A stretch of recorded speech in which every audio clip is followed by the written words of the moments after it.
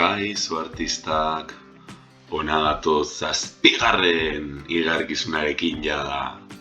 Aurreko asmatu zenuen? Ea honekin, hau agian errezago eta sinpleagoa da, ezta? Ea ba, ez asmatu.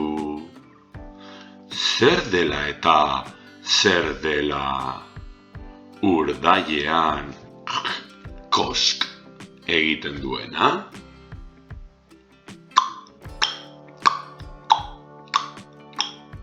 Berriro. Zer dela eta zer dela urdailean kosk egiten duena? Ez asmatu. Pausatu bideoa nahi baduzu.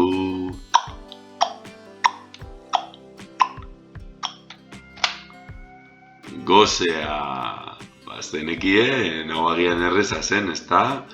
Gozea sentitzen dugunean, ematen du urdailean kosk egiten digutela, ezta? Beno, gozea agian horrela nahiago duzu ikuste, ze goze! Ea ba, beste bat arte artistak.